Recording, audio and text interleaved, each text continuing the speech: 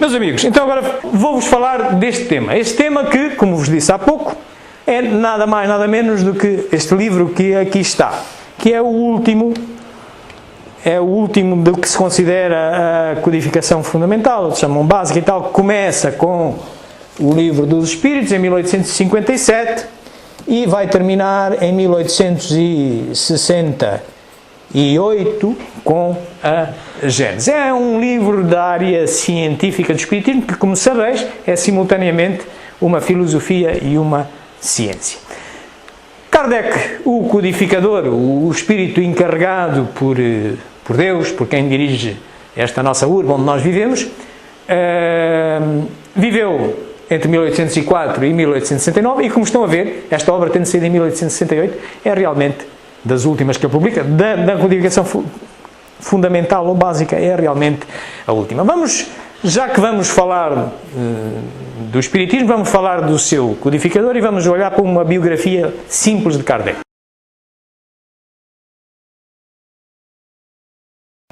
Hippolyte Léon Denisard Rival, que mais tarde viria a adotar o pseudônimo de Allan Kardec, nasceu na cidade de Lyon, na França, no dia 3 de outubro de 1804.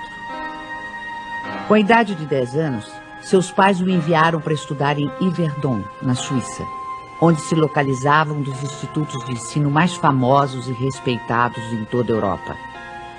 Fundado pelo educador suíço Johann Pestalozzi, o instituto era uma espécie de escola modelo, admirada pela aristocracia, altas personalidades políticas, científicas, literárias e filantrópicas.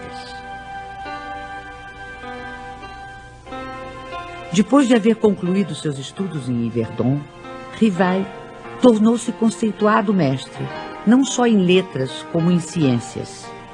Distinguindo-se também como notável pedagogo, publicou diversos livros didáticos e contribuiu com planos e métodos para a reforma do ensino francês. Esta longa experiência pedagógica habilitou o professor Rival para outra tarefa, a codificação do Espiritismo. Aos 65 anos incompletos, vitimado por um aneurisma, Allan Kardec faleceu em sua casa enquanto trabalhava.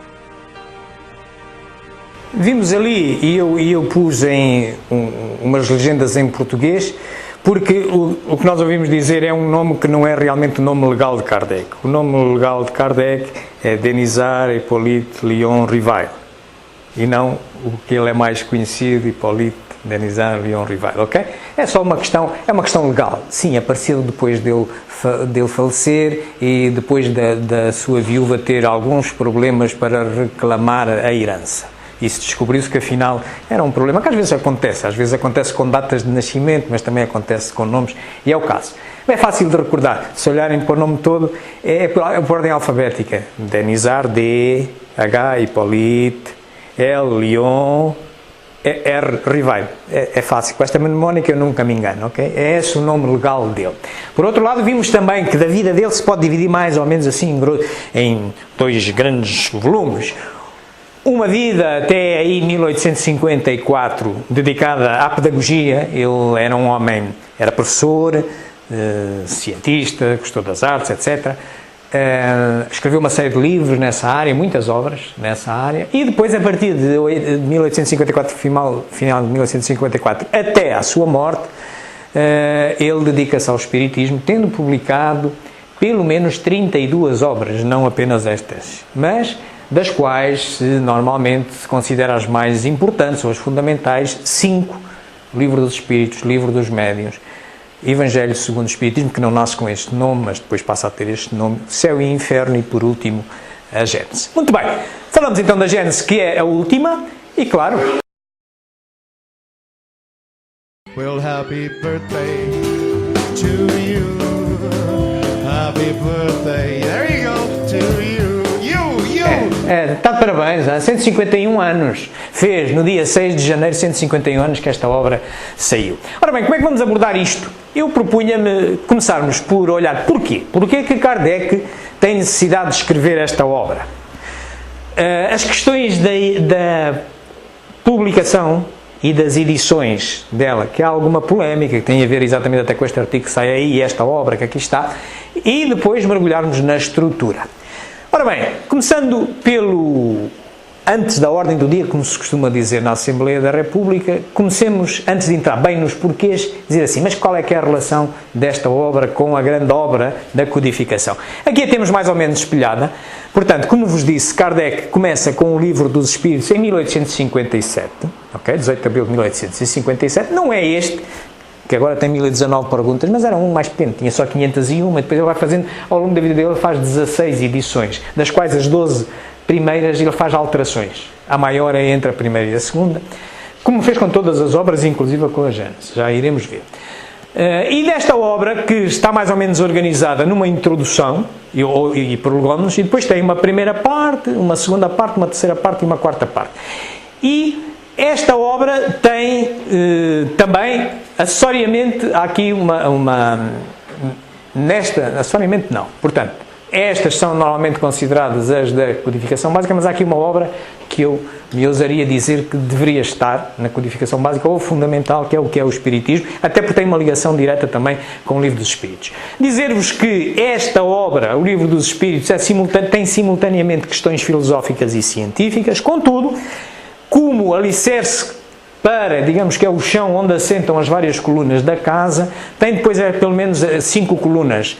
Tem uma primeira coluna que sai aqui da introdução dos prolegómenos, que além tem uma explicação do que é o Espiritismo, etc. Ele sente necessidade de 1859 trazer este livro, publicar este livro, que é o Espiritismo, explicando o que isto é. Portanto, acontece antes de ele vir publicar o segundo livro das obras fundamentais, que é o Livro dos Médiuns, 1861, que advém da segunda parte, porque a segunda parte, para aqueles que já conhecem bem o Livro dos Espíritos, fala da vida espírita, a comunicação e existência do espírito, a comunicabilidade dos espíritos, etc. Portanto, e ele depois deduz um livro eminentemente científico, por isso a cor amarela.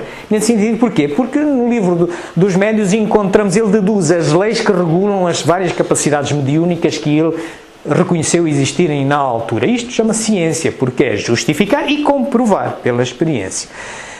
Da terceira parte, temos um livro essencialmente filosófico, que é o Evangelho segundo o Espiritismo, em 1864. Terceira parte, para aqueles que conhecem a obra, é as leis morais. Portanto, e, claro, daí desenvolve-se esta obra que nasce em 1864, não exatamente com o Evangelho segundo o Espiritismo, mas a imitação do Evangelho segundo o Espiritismo, e depois em 65 é que passa a ser o Evangelho segundo o Espiritismo. A quarta parte, em 65, sai o Céu e o Inferno, que é eminentemente filosófico, de novo, tem um conjunto de mensagens de espíritos que já desencarnaram e o que é que acontece, como é que estão, estabelecer a relação causa e efeito entre o que aqui fizeram e o que encontram no futuro. Portanto, e decorre da quarta parte. Porquê? Na quarta parte, se vocês se recordarem, é esperanças e consolações. Realmente é o que todos nós esperamos. O que é que me acontece depois? Se eu me agora comportar, como é que vai ser? E ali temos evidências justificadas. E por fim, e os últimos são os primeiros, temos então a Gênese.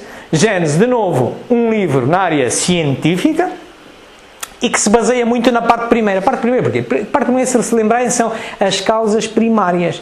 É o que é Deus, como é que o universo foi formado, se vem tudo de um elemento único ou não, como é que é. Portanto, e decorre depois aqui a Gênese que deduz toda essa área e vai encaixar outra vez na área científica. Portanto, é esta a ligação sistémica da obra e desta que vamos tratar. Portanto, porque é que ele sente a necessidade de, em 1868, ele nem sabia que ia desencarnar em 1869, mas escrever esta obra. Como nós vimos, aquela ligação que já aqui vimos, a obra da Gênese baseia-se fundamentalmente na parte primeira, mas ela vai buscar a todos os outros capítulos um bocadinho no que respeita ao seu objeto, e nomeadamente também à parte quarta. Vamos ver porquê. No livro A Gênese, encontramos análises sobre a formação da Terra e do Universo. Encontramos também análises sobre o futuro, explicação sobre os milagres de Jesus, além de conter uma abordagem sobre o final dos tempos, sobre a lei imutável do progresso, entre outros assuntos. Há mais mistérios entre o céu e a terra do que supõe a nossa vã filosofia, já dizia o pensador e poeta inglês William Shakespeare. Talvez essa reflexão explique o motivo de tantas polêmicas entre as questões relacionadas às leis que regem o universo e os acontecimentos que o cercam. Afinal, qual será a verdade sobre os fatos? O item 18 do capítulo 1 da obra Gênese diz: a ciência moderna fez justiça aos 4 elementos primitivos dos antigos e, de observação, chegou à concepção de um só elemento gerador de todas as transformações da matéria. Mas esta, por si mesma, é inerte, não tem nem vida, nem pensamentos, nem sentimentos. É necessária sua posição com o princípio espiritual. A Gênese é o coroamento da codificação. Nós podemos encontrar parte dela na apresentação do Livro dos Espíritos, tanto no primeiro capítulo, no primeiro livro, como na parte terminal. Allan Kardec aprofunda a sonda da investigação na Gênese planetária, examinando os diferentes períodos da Terra, mas reserva uma grande parte desta obra monumental para análise dos textos mais complexos do Evangelho de Jesus. Trata-se, portanto, de uma obra monumental de ciência e de ética evangélica, na qual a lupa do discernimento do codificador penetra em profundidade a velha teologia católica, apresentando o conceito do mestre, agora numa visão perfeitamente lógica diante da ciência. Portanto, estas inquietudes ainda hoje as encontramos para quem está ligado, ou esteve ligado, por exemplo, ao cristianismo, poderá ser pela via católica ou até pela ortodoxa ou até ao judaísmo, vai encontrar o nosso dos católicos, Antigo Testamento, não é? Tem uma série de livros, um deles é a Gênese também, não é? Portanto, mas havia muita dourada pílula, não é? Que Deus criou o mundo em 7 dias, trabalhou 6, descansou 1, e depois a mulher que foi feita da costela do homem, aquelas coisas todas. Portanto, esses floreados todos que são aqui endereçados à luz da ciência. Não só isso, que constitui uma primeira parte de assuntos que são debatidos na Gênese, mas também numa segunda vem a explicação dos milagres que não os há. Nós podemos não saber explicar determinada coisa, mas que eles... Todo aquele mecanismo corresponde a uma rigorosa lei que nos pode ser desconhecida, sim. E é isso que também se explica na segunda parte dos milagres. E por fim, nas predições, ver o que é o futuro, o que é que o futuro nos pode esperar, etc. Daí também a tal ligação com um bocadinho do livro 4 do Livro dos Espíritos, que é Esperanças e Consolações, que dá origem ao céu e Evangelho, mas também aqui nas predições também se está a olhar para o futuro e vai-se ali buscar um pouco, tal como disse Divaldo Franco. Bom, meus amigos, perante isto vamos então agora olhar para as questões da publicação e da edição. Nesta Obras Póstumas, ele já vem aqui ler-se mal, mas portanto, as Obras Póstumas não é um livro que seja considerado como pertencente à codificação básica ou fundamental.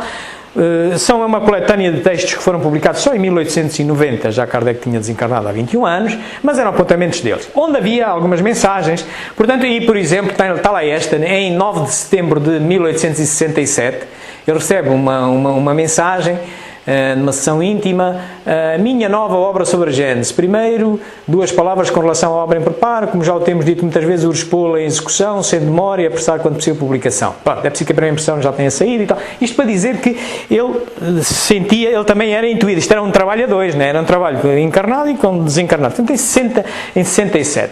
Portanto, e ele vai... Pensando nisto, estamos em 67 e, através da Librairie Internacional, que era a livraria que suportava as publicações das obras espíritas naquele ano, ele faz um pedido de impressão ao Estado de 3.000 exemplares, e quem vai imprimir esta tipografia Rouge Fer do Nom e Fraise, em 7 de outubro de 67. 3.000 exemplares, pedido de impressão, não são aqueles que vão ser publicados de início, mas já vamos ver porquê. E na Revista Espírita, como ele tinha hábito, acaba por dizer que no dia 6 de janeiro de 1868 é publicada a Gênese, e com o índice, vocês podem ir à Revista Espírita e verificar, em janeiro de 68. Chamamos a atenção só de uma curiosidade. Mas atenção que o preço nessa altura eram 3,50 francos desta obra, tal que ela tinha sido produzida em França. Mas reparem quanto é que chegava a Portugal? A 4,95. Porquê? Mandar para Portugal era como mandar para os Estados Unidos, Canárias, Guadalupe, e acrescentava mais um terço, £1,45. Essa é uma curiosidade, ok? Essa é uma curiosidade. Nós estávamos na periferia, portanto a gente tinha que pagar um bocado mais por este saber, este acesso ao saber. Bom, e então a obra é publicada desta forma. Daquela autorização de 3.000 exemplares, são publicados apenas 1.000 para lançamento. E é feito, como habitualmente, também, qualquer editor em Portugal também está obrigado a isto, fazer um depósito legal. E é feito um depósito legal em 4 de janeiro, 2 dias antes, mas podia ser feito depois. É feito um depósito legal, que é o depósito legal 61, e sai esta obra, tem este aspecto assim, que tinha 3 partes. Esta é a primeira edição, digamos assim, se é que se pode chamar assim.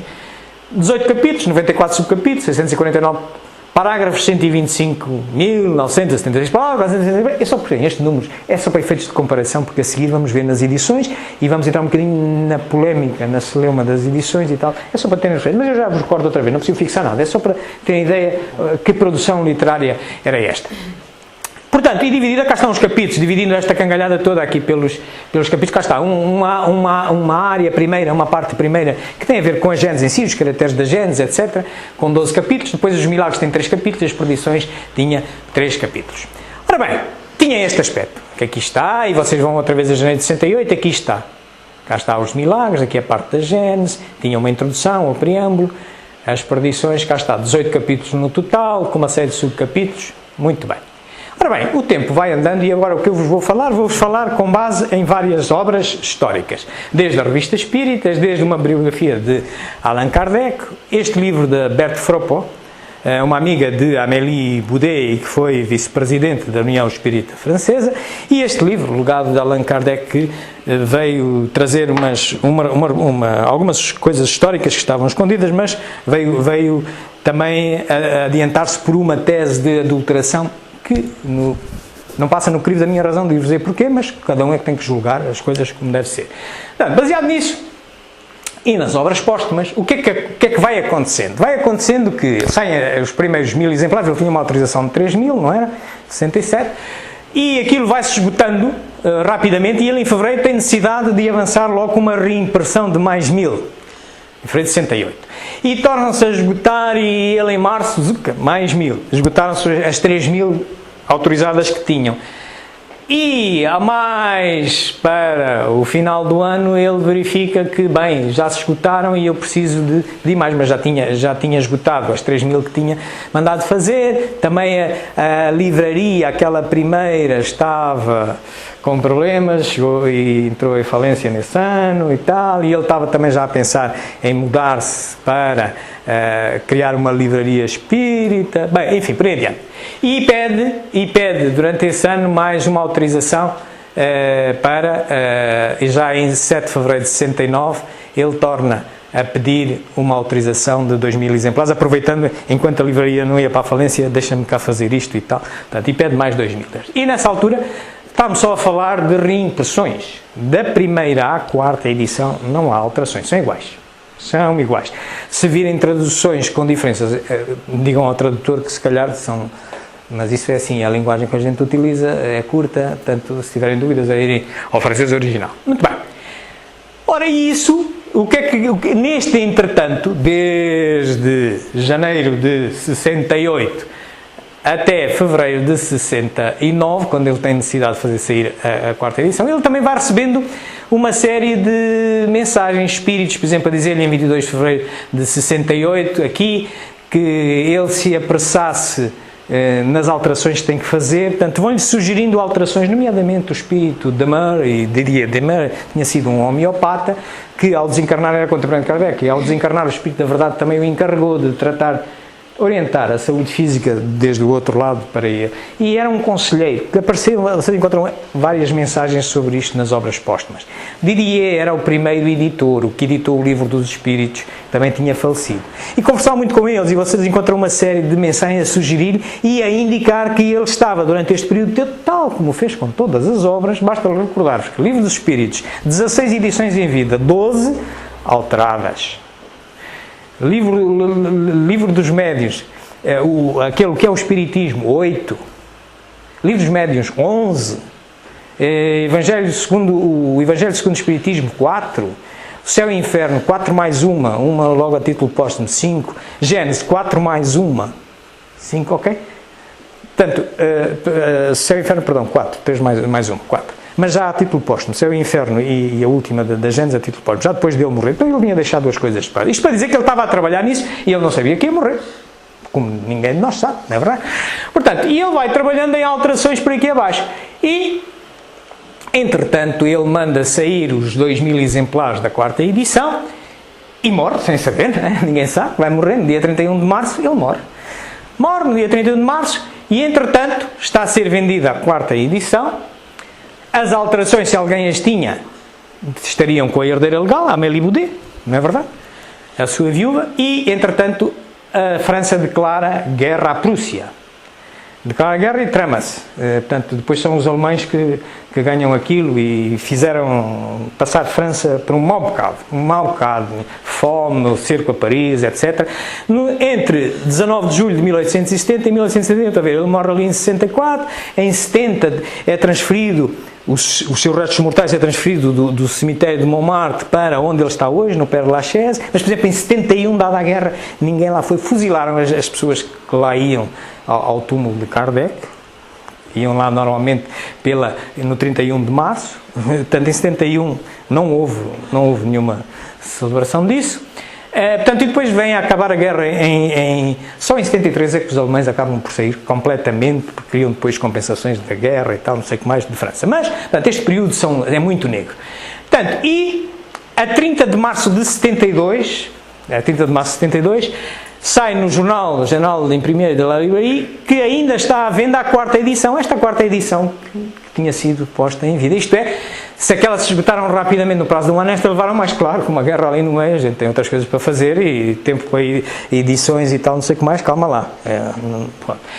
E então, no final desse ano, sai a 5ª edição, que é alvo de alguma controvérsia e algumas dúvidas. E vamos ver porquê. Realmente é publicada uma edição póstuma, que é em 82, que realmente tem 472 páginas e tem umas palavritas diferentes. A gente já vai depois comparar isto. Sim, mas vem até escrito, 5ª edição, revista corrigida e aumentada, bem logo aqui escrito, aqui assim, para que toda a gente comprasse, para saberem que embora tivesse morrido, estavam a haver umas alterações. Portanto, isto é transparente, não é? Se eu agora morrer hoje, eu até escrevo também umas coisitas, tenho lá em casa uns apontamentos.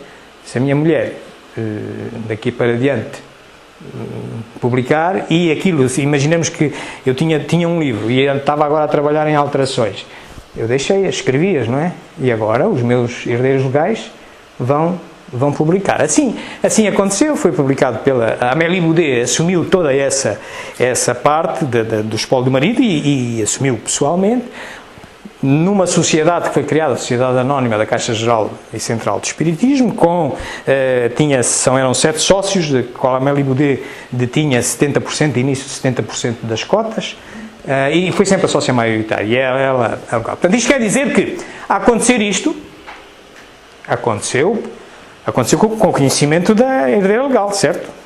E que, até disse, atenção, que, embora já tenha falecido, isto que aqui está, até está a dizer que é alterado, mas foi ele, o meu falecido marido que fez isto. E claro, eu, se for o escrivão do Estado, num Estado em que se obriga a registrar depósito legal e não sei o que mais, e as impressões, claro, desculpe lá, você está-me a dizer que vem trazer do seu falecido marido uma obra alterada, corrigida. Você tem a certeza que é dele? Ela teve que, de certeza, provar que era ela e os outros da sociedade, os amigos, não é? Porque senão, se isto não são alterações feitas por ele, serão adulterações. Alguém fez, servindo o nome dele.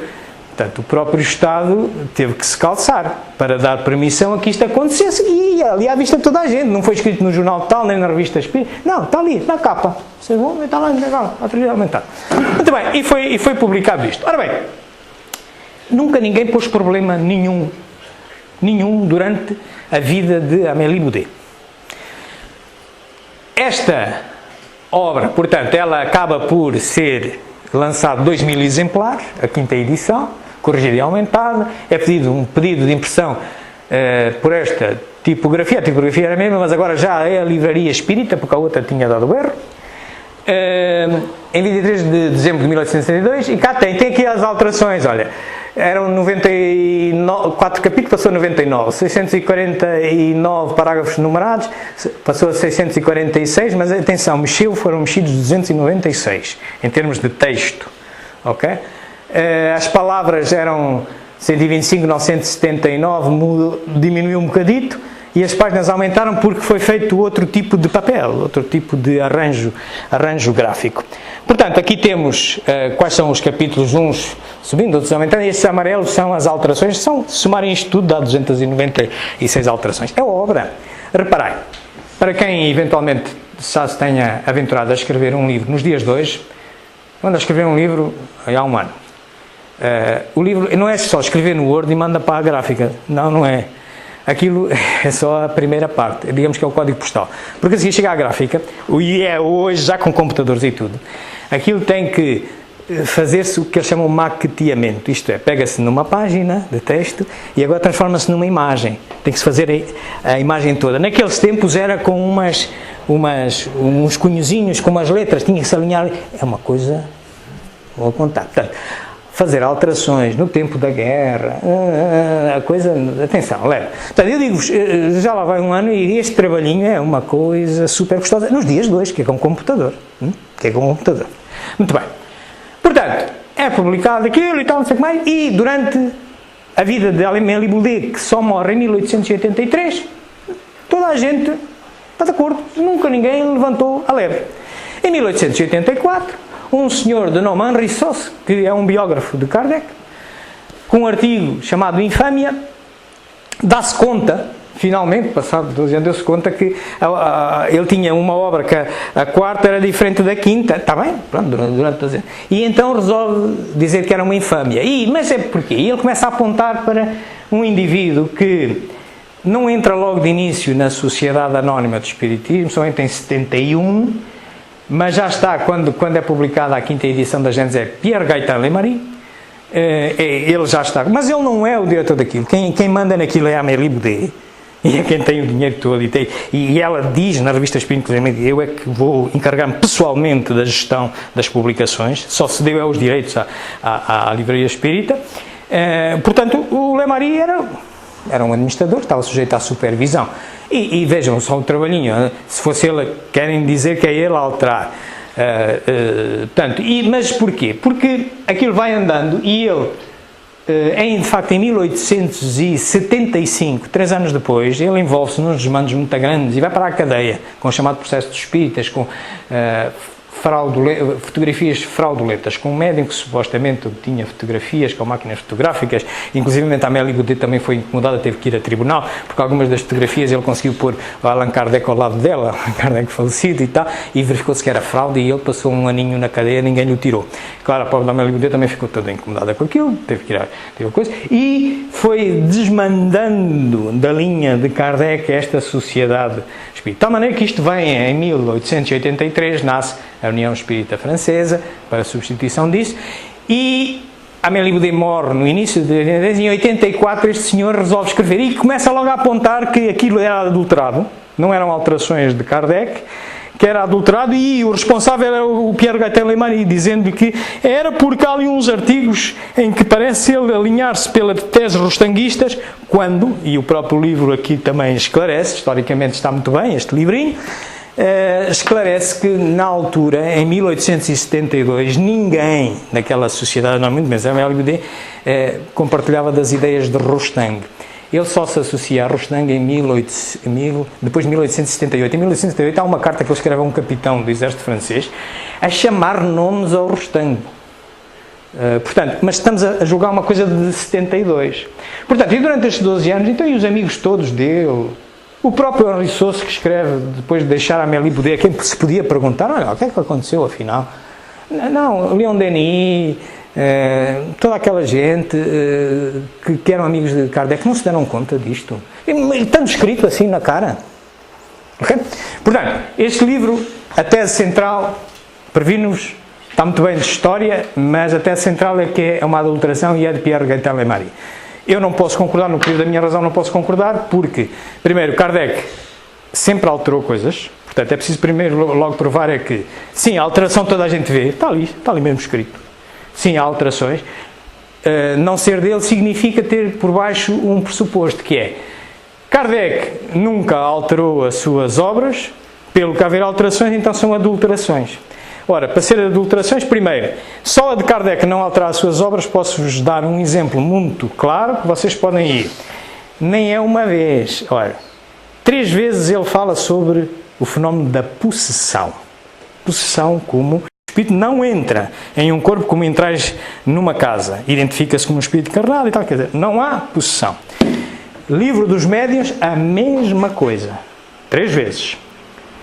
E chegamos à Gênese, exatamente a primeira edição desta obra, que está posta em causa, as suas edições, e vamos a uma das partes que nós vamos detalhar sobre os fluidos, os milagres e tal, e diz assim, no artigo 48, na obsessão há sempre um espírito malfeitor. Na possessão pode tratar-se de um espírito bom que queira falar e que, para causar maior impressão aos ouvintes, toma o corpo de um encarnado. Então Kardec desdisse. Isto é só para provar que Kardec faz alterações, como qualquer autor faz. E aqui até estão válidas, não é? Okay? Portanto, alterações sim, adulteração não é com esta argumentação que lá chega. A adulteração exige crime. E para crime tinha que contar com a cumplicidade criminosa da Amélie Boudet e do Estado francês. A mim não me entra.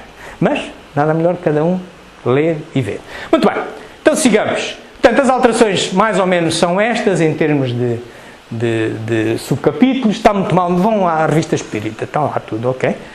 E então, podemos então agora olhar para a estrutura. A estrutura, como vos disse, começa com uma introdução. Eu extraí de lá um bocadinho da introdução, em que qual é o objeto? O objeto é o estudo de 3 pontos diversamente interpretados e comentados, só que falamos a Gênese em si, os milagres, as perdições e as suas relações com a nova lei que decorre na observação dos novos espíritos. E depois desenvolve 3 partes, a Gênese propriamente dita, os milagres e as perdições. Vamos ver esta parte introdutória.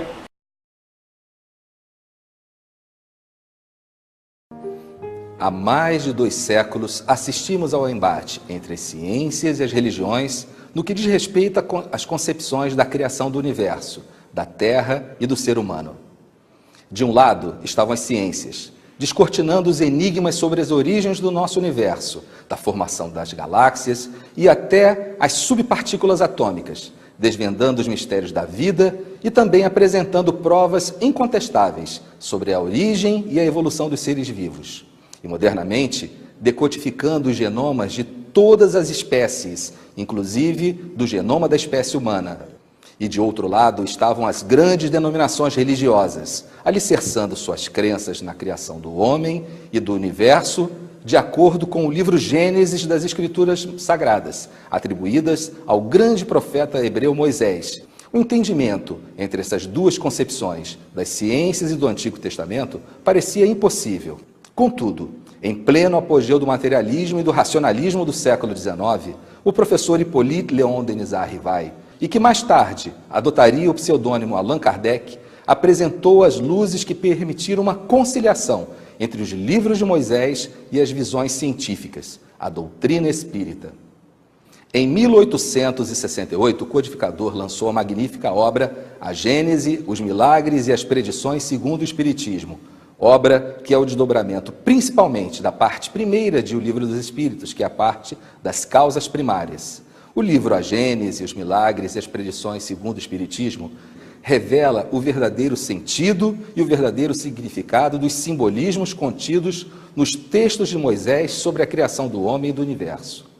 Allan Kardec interpretou esses ensinos com a ótica da ciência espírita, promovendo uma conciliação entre o livro Gênesis de Moisés com a visão científica. Muito bem, estão a ver a natureza científica do livro, está aqui expressa. Portanto, e vê logo na introdução, olha, essa introdução tem um resumo da introdução. Portanto, e ele fala que, a primeira parte, por exemplo, é a Gênese mosaica, vai pegar na Gênese, no que é que vinha no Antigo Testamento, etc., no que se dizia, aquelas coisas mirabolantes todas que lá estão, e vai olhá-las com uma perspectiva científica do Espiritismo. E ele divide aquilo em 12 capítulos. Aborda uma série de assuntos.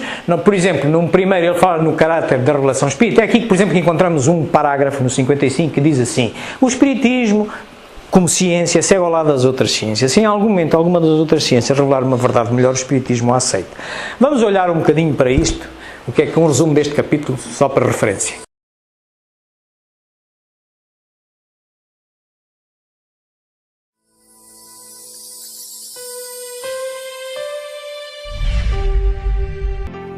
Pode o Espiritismo ser considerado como uma revelação?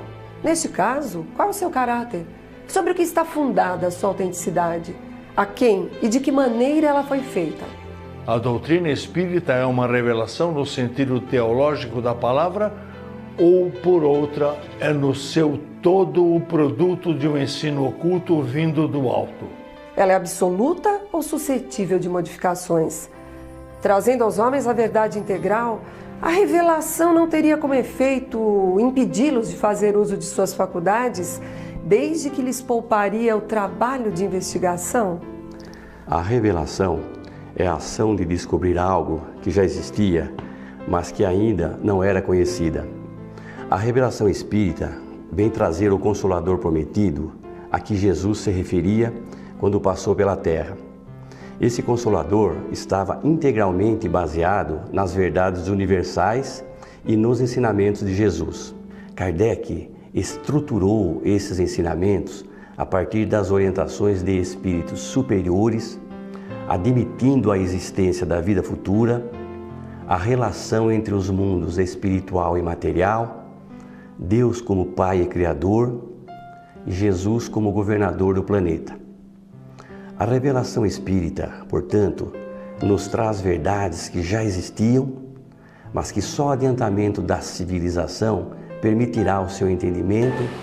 Há um escritor francês de nome Marcel Proust que diz uma coisa muito interessante sobre a verdadeira descoberta. Diz ele que a verdadeira descoberta não é ver novas terras, mas é ver com novos olhos. Ah está, já eram verdades que existiam, agora é outros olhos sobre aquelas mesmas verdades, decorrentes do conhecimento que se vai tendo. E vai continuando nos nossos dias também, assim é. Isto era no primeiro capítulo, depois ele tem um segundo que fala de Deus, tem um terceiro que fala do bem e do mal, depois começa a entrar numa parte mais científica, o papel da ciência na Gênese, os antigos e os modernos sistemas do mundo, fala na orografia geral, para mim é um dos preferidos, por isso trago-vos aqui um resumo em vídeo, vejam, é muito giro. Para mim é o primeiro. Pronto. Também é meu preferido, por isso vos trouxe.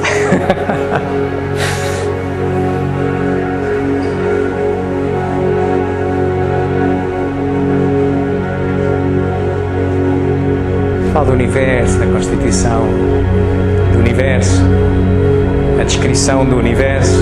Para nós temos assim uma ideia engraçada. Digam adeus à vossa casa, hein? Digam adeus. Há outras casas, há outras moradas na casa do Pai.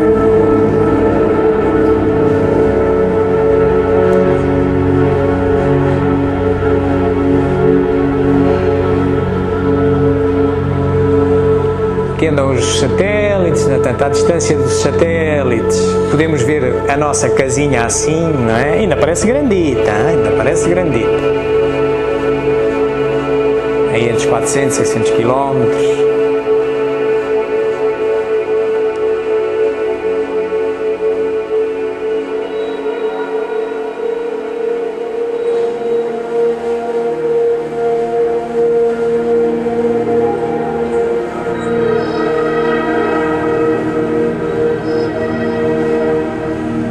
Portanto, a um segundo, viajando à velocidade da luz, olha, ui, já se via a da Terra e tal, não sei o que mais, levamos 8 minutos para o Sol chegar ali. Olha, eu acho que já não sei onde é que está a Terra, hein? Já me perdi com isto, hein? Mas continua a existir qualquer coisa, é imensa, é imensa. Agora dos planetas, olha, uma hora depois, olha, já está assim, já o nosso sistema solar está lá assim à distância, um dia, oi.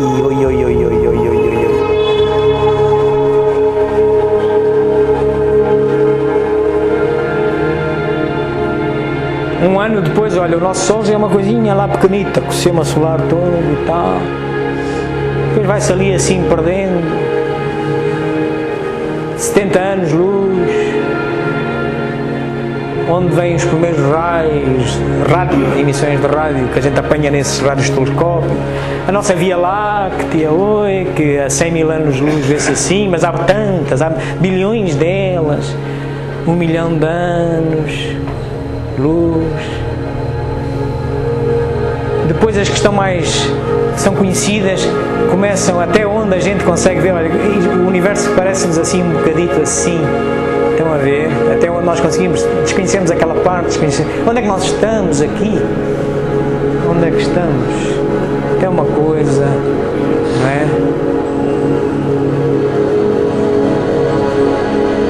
O chamado Big Bang, mas o Big Bang era algo, portanto, se era algo, alguém o criou, existia algo antes, não é? Há 13,7 bilhões de anos. Portanto, estão a ver onde é que nós estamos. E às vezes andamos aqui com umas esquisitices, assim, coisas. Este capítulo é muito giro, não é? Mas aquele da Revelação é um espetáculo também. Ele depois fala do esboço geológico da Terra, fala das teorias sobre a formação da Terra, vale a pena também, para quem gosta de geologia, tal como as revoluções do globo. Depois aborda as questões da gênese orgânica, como é que os seres orgânicos e o homem também aparece, portanto, como é que é isso. A gênese espiritual, o espírito, se a matéria se desenvolve, como é que se desenvolve também o espírito, onde é que vem, etc. E termina abordando pela gênese mosaica, aqueles problemazinhos da gênese mosaica, que Moisés dizia que, bom, a Terra foi criada em 7 dias e tal, 6 mais 1 de descanso e tal, e a costela do Adão que deu para Eva, aquelas coisas também estão aqui abordadas. E isto termina a primeira parte. Na segunda parte ele fala dos milagres. E ele divide em os caracteres dos milagres, os fluidos, e é nestes fluidos que está aquele problema da possessão, que ele muda de ideias, andou durante 12 anos a pensar de uma maneira, disse por 3 vezes, e depois mudou de ideias, como qualquer pessoa muda, só não muda quem não é, né? Pronto. Isto para dizer que também muda, também tem direito a mudar, portanto não é por aí que os gatos vão, é preciso provar que não são as alterações, não são dele. E depois pega nos milagres do Evangelho e vai explicando, dá uma explicação racional para os milagres do Evangelho. Vamos olhar um pequeno resumo por Divaldo Franco.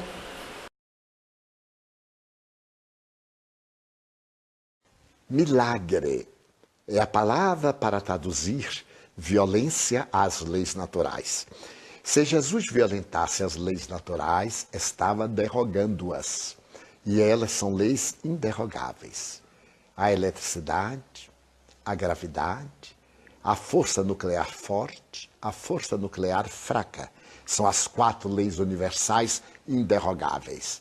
As outras eram leis desconhecidas. Poderia conceber-se, por exemplo, a eletricidade ao tempo de Jesus?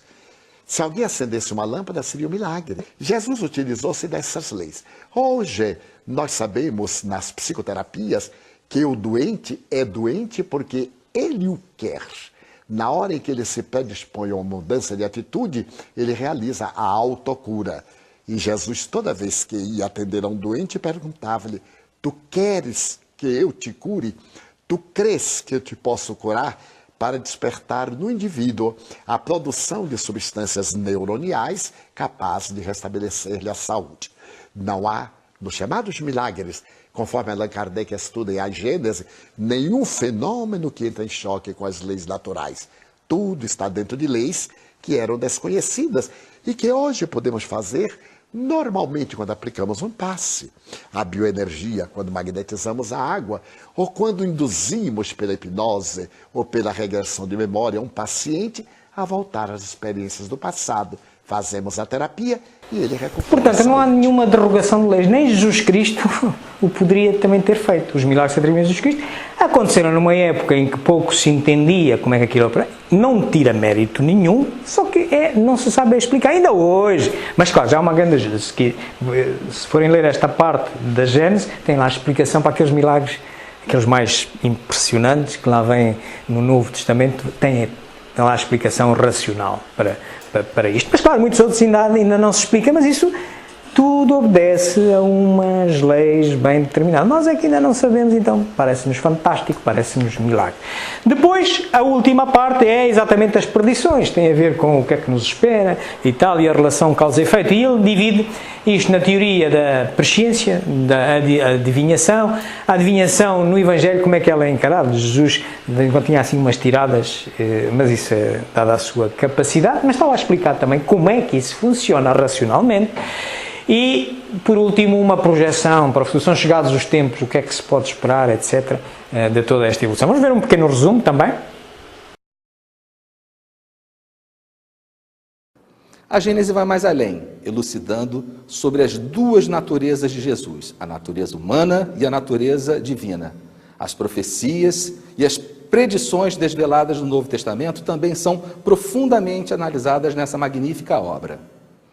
Aqui fica então o convite para que nos debrucemos sobre essa obra extraordinária, sublime mesmo, a Gênese, os milagres e as predições segundo o Espiritismo. Portanto, e perante aquela questão que eu vos dizia, que foi muito trazida por este livro, com uma tese que para mim não passa no crivo da minha razão, mas que é muito bom porque nos mostra coisas históricas do tempo depois da morte de Kardec, muito interessante, eu dir-vos-ia que a que temos, esta que aqui está, é baseada na 5ª edição e é mais difundida.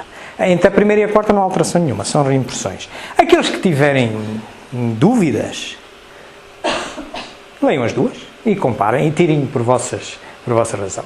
Eu, que já tive que comparar as duas, digo-vos, no crivo da minha razão, esta parece-me ser de Kardec, claramente, pelas razões que vos apresentei. Mas, como é lógico, há espaço para se ter dúvida, ok? Há espaço para se ter dúvida.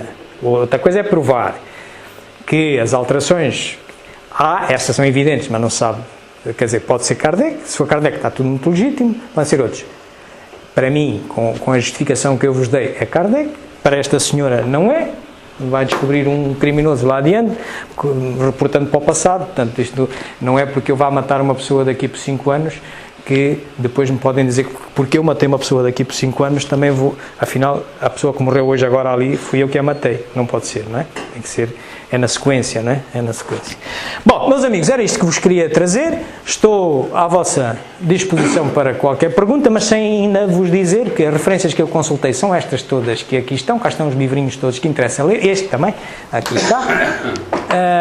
Estes links onde eu fui buscar estes filmes que nós vimos. Eu estou a gravar, como habitualmente, esta palestra, vou pô-la aqui no YouTube, no canal Espiritismo JG, também tenho aqui Facebook, etc, período onde me fazem apoiar. E se houver perguntas para além do período que ainda temos aqui para perguntas e respostas e que me queiram escrever, espiritismo.jg@gmail.com, e eu estarei disponível para vos continuar a obsidiar, já que vocês agora levaram com a primeira dose e terminei. Agora é a vossa vez de dispararem para cá. Muito obrigado. Agora eu ia vos propor que, antes de passarmos ao passe, que eu vos pedi a vossa contenção em termos de som e tal, porque se vai passar aqui na sala ao lado, ia-vos pedir que se unissem a mim para uma prece final. E nesta prece, que nada mais é que uma comunicação, não só entre nós, porque nos sentimos uns aos outros e sentimos quando estamos em ligação uns com os outros, mas também com os que nos estão invisíveis, mas estão presentes.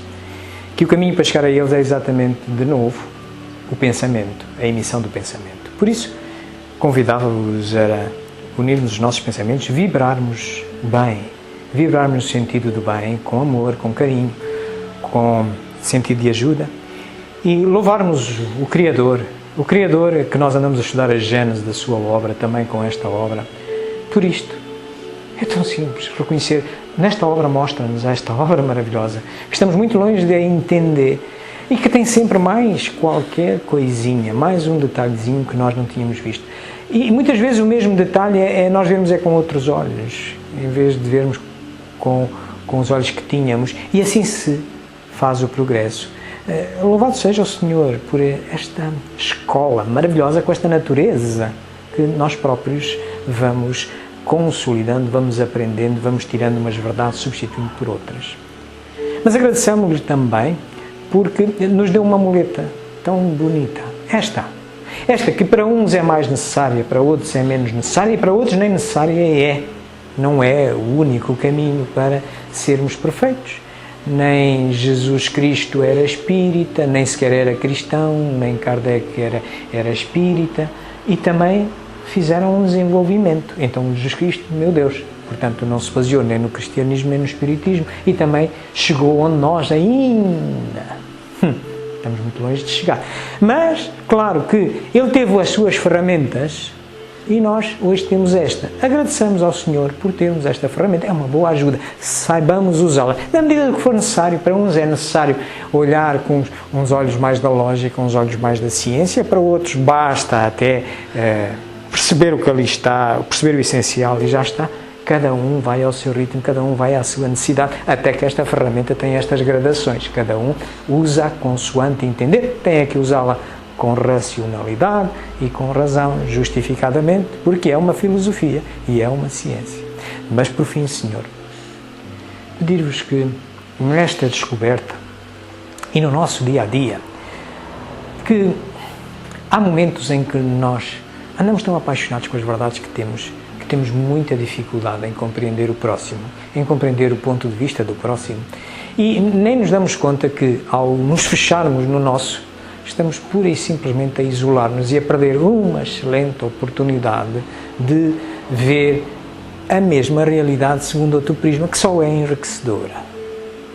Ajudai-nos, Senhor, nessa altura, através dos nossos mentores espirituais, através dos mentores espirituais desta casa, com sugestões, lembrando-nos que é útil que nós prestemos atenção a outras verdades, têm o mesmo valor que as nossas, temos é que justificá-las, ver o melhor que há delas, aprendê-las, tentar esclarecer e seguir adiante.